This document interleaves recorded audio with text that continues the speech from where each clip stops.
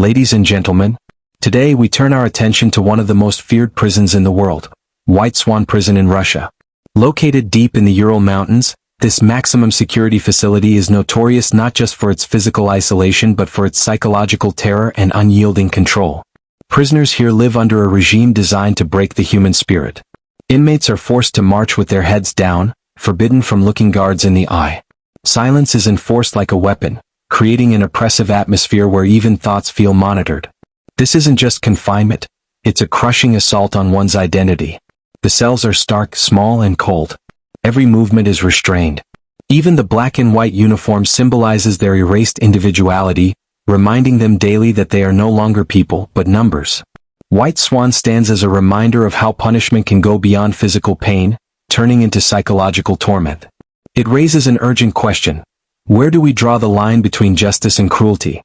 White Swan Prison, officially known as IK2 Solikamsk, stands out not just as a place of confinement but as a carefully engineered instrument of psychological torture. Unlike many prisons that rely heavily on physical force or labor to control inmates, White Swan plays a more insidious game, one that involves breaking down the human spirit from within.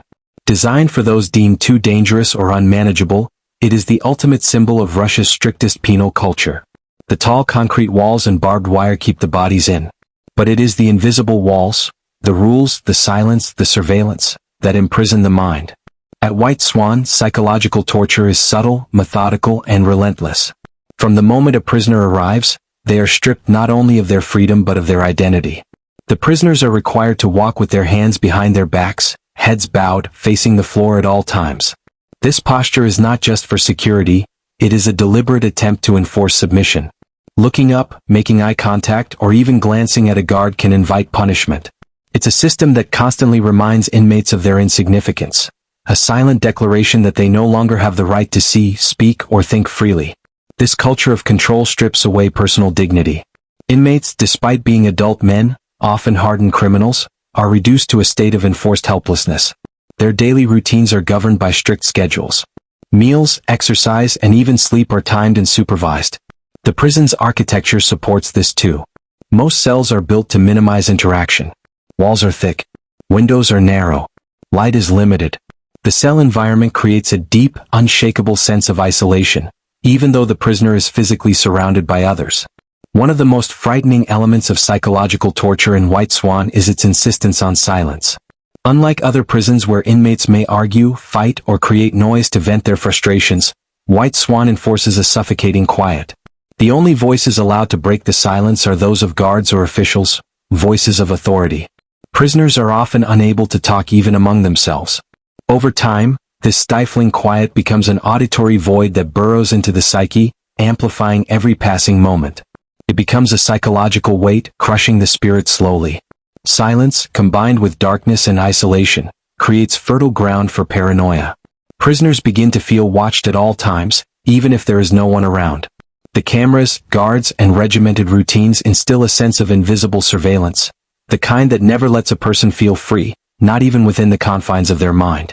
A prisoner in White Swan cannot trust anything, not time, not space, not even their own thoughts. This constant psychological pressure leads many to internal collapse long before their sentences end. Then there is the uniform, stark black and white stripes.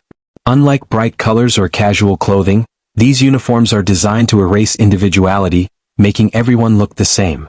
It's a symbol of systemic disempowerment. Wealth, power, personality, none of it matters here. You are just another striped figure marching with your head down among hundreds. It is a constant reminder that the state has not just captured your body, it has reduced you to a number. Perhaps the most heartbreaking method of psychological control at White Swan is the forced daily reflections. Prisoners are required to stand and face a blank wall for extended periods, sometimes hours.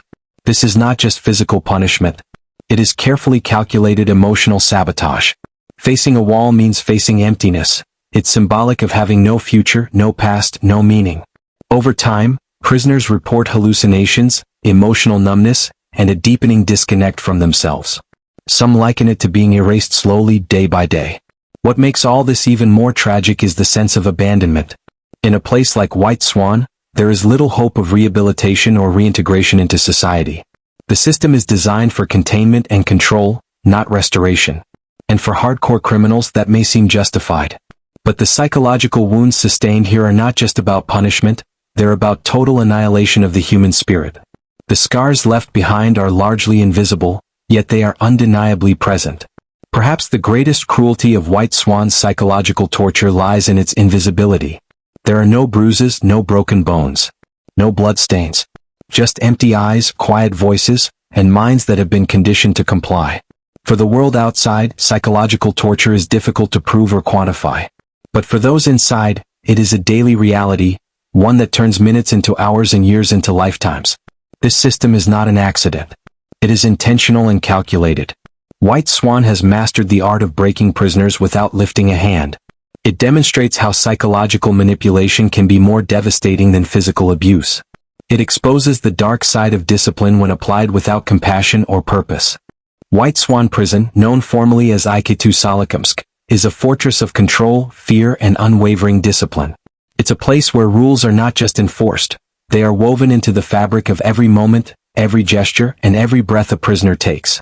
White Swan is infamous not just because of its isolation or its security, but because of how discipline itself becomes a form of punishment. It's a microcosm where the concept of freedom is not simply absent. It's actively suppressed by precise, relentless regimentation. From the very moment a prisoner enters White Swan, they encounter a bureaucracy of control. They are transported in silence, forced to bow their heads, and strip entirely for inspection. The first shock comes not from violence but from an overwhelming sense of order. Every motion, from how they enter their cell to how they sit on their bunk, is regulated. Nothing is casual. Nothing is spontaneous. Discipline at White Swan is not loud or aggressive, it is chillingly quiet. In this prison, obedience is extracted not through chaos, but through ritual. Inmates are required to wake up at exact hours, clean their cells immaculately, and follow a rigid routine that repeats each day with almost mechanical consistency. Failure to comply can lead to penalties like isolation or reduced rations. But the real punishment is the shattering psychological impact of knowing every second of your life is controlled by someone else. One of the most disturbing aspects of discipline at White Swan is the way it reduces prisoners to automatons. Every movement an inmate makes is subject to regulation. When walking in corridors, inmates must keep their hands clasped behind their backs and eyes fixed downward. This posture is humiliating by design. It signifies total submission, presenting prisoners not as humans with rights, but as objects under the state's control. Even meal times, which in other prisons might offer small moments of relief, become extensions of the same strict protocol. Food is rationed, silence is enforced, and prisoners eat in a manner that resembles a military drill more than a communal activity. The guards at White Swan are not simply enforcers, they are part of the system of psychological oversight. Their presence is not chaotic or volatile, it is controlled, constant, and calculated. Every guard knows the rules intimately, and they ensure these rules are followed without exception. Emotional interaction, even a smile, is discouraged. Guards are instructed to maintain detachment, reinforcing the idea that the prisoner is not a person but a problem to be contained. This creates an environment in which authority feels omnipresent, even in moments when no one is physically watching. Perhaps one of the most symbolic rituals of discipline is the forced reflection time. Prisoners are commanded to stand facing a wall, often for hours. They must remain motionless, hands behind their backs, eyes open but seeing nothing. This exercise isn't about discipline in the traditional sense. It's about conditioning. It forces prisoners into a state of deep introspection, but without guidance or purpose. Over time they become accustomed to silence, repetition, and stagnancy, a kind of spiritual erosion that cannot be seen from the outside. The strict discipline extends beyond actions and body language into even the smallest aspects of daily life.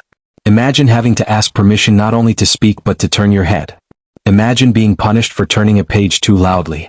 These rules are not about safety, they are intended to enforce psychological submission. They convey the message that even your smallest act of autonomy is unacceptable. Breathing may be a biological necessity, but everything else is a privilege that can be controlled. White Swan is also known for its use of solitary confinement, not as a rare punishment, but as a recurring tool of discipline.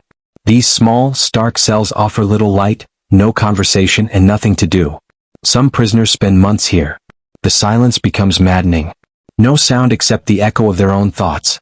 Disciplinary structures like these are designed to reorder the mind, to starve it of stimulation until any resistance evaporates. When inmates emerge from solitary, many are no longer the same. In this prison, even visitors experience the air of strict control. Meetings occur through glass. Brief interactions are heavily monitored. Letters are censored. Everything is observed. Prisoners know this. And that knowledge reinforces the point: you are never, for a moment, free from discipline.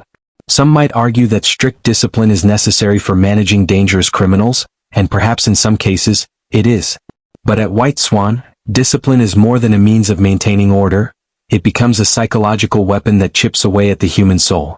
It forces inmates into patterns of passivity, convincing them daily that resistance is futile. Discipline without dignity is another form of cruelty. This extreme form of control creates a cycle of compliance and fear. Yet, ironically, it also creates resentment, detachment, and dehumanization, traits antithetical to the very idea of rehabilitation. But White Swan is not built for rehabilitation. It is engineered for containment, for punishment. And at its core lies a chilling truth. Discipline, when unchecked and uncompassionate, becomes indistinguishable from abuse. In the end, White Swan Prison's discipline is not just a system of rules. It is a system of oppression. It redefines punishment as total control. It redefines structure as a tool for crushing resistance. And it redefines what it means to live when living is dictated down to the smallest breath. White Swan Prison is not merely a place of confinement, it's a theater of psychological domination. In this grim institution, punishment goes beyond physical restrictions or loss of freedom. Here, symbolic oppression becomes a powerful psychological tool, deeply embedded in the smallest details of daily life. Every uniform, every wall, every ritual carries meaning, reinforcing a harsh message. You are no longer a person but a number. And the symbolism isn't accidental. It is deliberately constructed to degrade, dehumanize, and maintain control over the prisoners' bodies and minds. One of the most striking symbols of oppression at White Swan is the prison uniform. Inmates are forced to wear distinctive black and white striped clothing. Historically, such uniforms were used to identify prisoners and make escape difficult. But at White Swan, the uniform serves a deeper symbolic purpose. The stark contrast in colors erases individuality, marking every prisoner as the same regardless of who they are or what brought them there. You lose the right to express yourself or even to look like yourself. Identity is stripped away piece by piece the moment you button the striped fabric around your chest. This visual symbolism continues in the way prisoners must carry themselves. Inmates are forced to walk in a specific posture, heads bowed, eyes to the floor, hands behind the back. This posture of submission says everything. It's a constant reminder of powerlessness. You're not allowed to look up, not allowed to face your captors, not allowed to dream. Every bend of the neck, every silent step, carries the weight of the state's dominance. This is no mere rule, it is a form of enforced self-erasure. You are not supposed to act human, you are supposed to act controlled. The prison architecture itself is a symbol of oppression. White Swan is built like a fortress, harsh angles, steel bars, thick walls. There is no softness to be found anywhere. The colors are muted. The light is dim. Windows are narrow, allowing only slivers of sunlight to break through. This architectural coldness isn't accidental. It is engineered to create emotional numbness. A cell in White Swan is not a space for living. It is a box for containment. No decoration, no personal belongings, no symbols of comfort are allowed. The prisoner is surrounded at all times by reminders that this place is not just for punishment, it is for psychological domination. Walls are particularly symbolic. Prisoners often spend hours standing in front of a bare wall as part of their reflection time. It's called reflection, but it's anything but introspective. A man facing a wall is talking to nothing. He's seeing nothing. He's shut out from the world and even from his own thoughts. A blank wall becomes a canvas of despair, mocking his isolation. These walls don't just separate him from freedom, they separate him from hope. Even silence becomes a symbol of oppression here.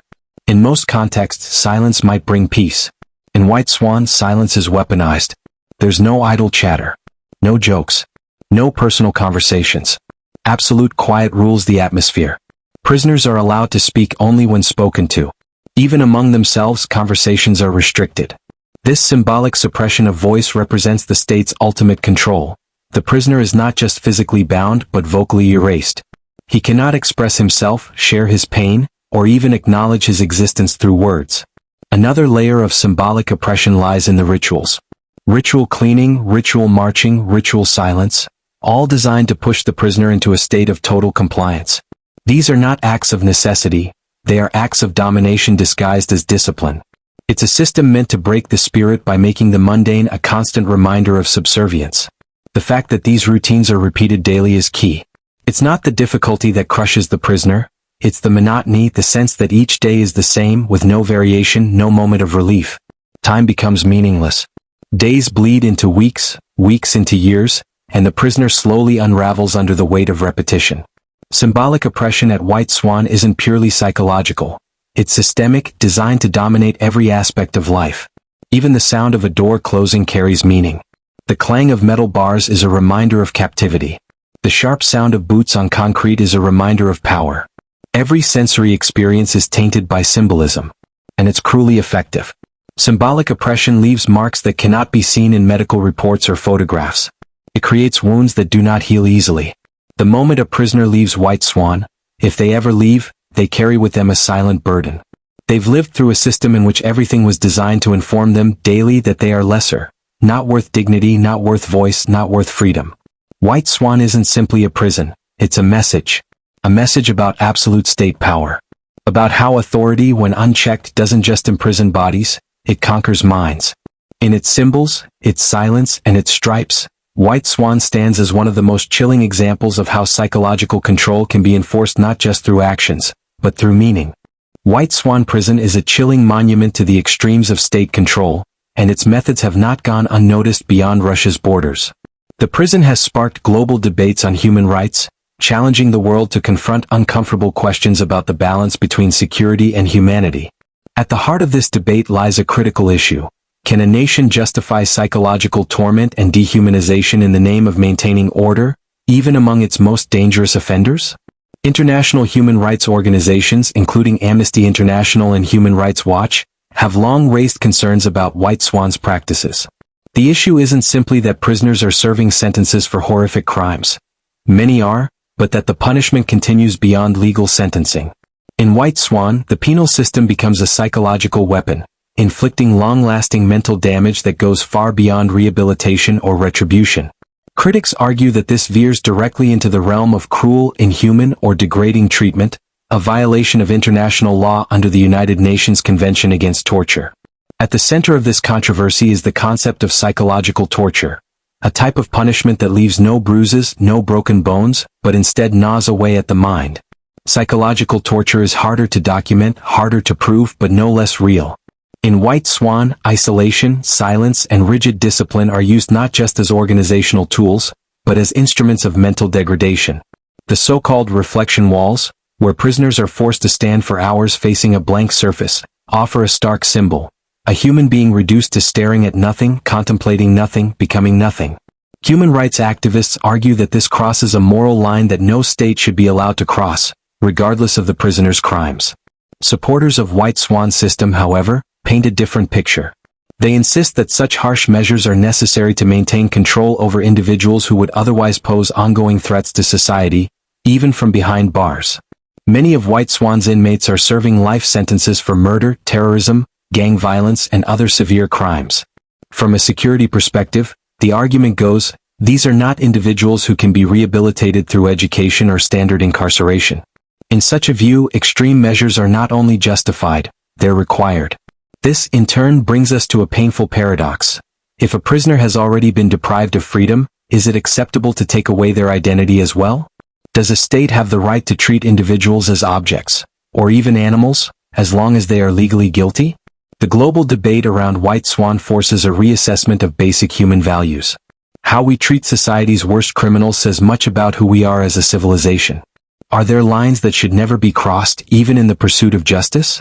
One of the most pressing concerns raised by international observers is the lack of transparency and oversight. Russian prison authorities maintain strict control over information, limiting access to journalists, researchers, and independent monitors.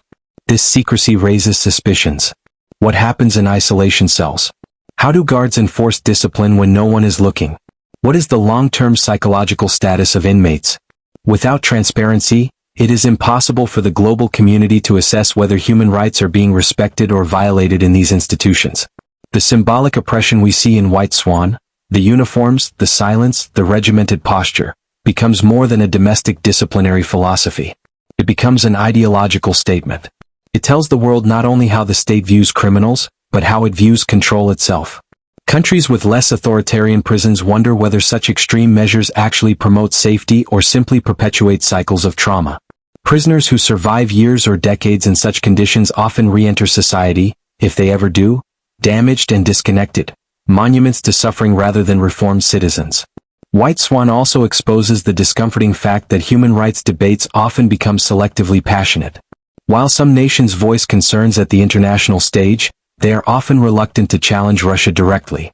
Geopolitical alliances, economic dependencies, and diplomatic agendas complicate vocal criticism. The global debate becomes fractured, loud in principle, quiet in practice. To challenge White Swan is to address a fundamental question. Is there such a thing as too much punishment? In a world haunted by mass shootings, terrorism, and violent extremism, the instinct to crack down harshly on dangerous offenders is understandable. But White Swan forces us to see the other side of that instinct, the point at which justice becomes cruelty, and control becomes psychological destruction. And at the heart of it all is a difficult truth. A society's moral progress is measured not by how it treats its best citizens, but by how it treats its worst. Prisons like White Swan stand as stark, uncomfortable reminders that even in cages built for the damned, humanity remains a question worth asking.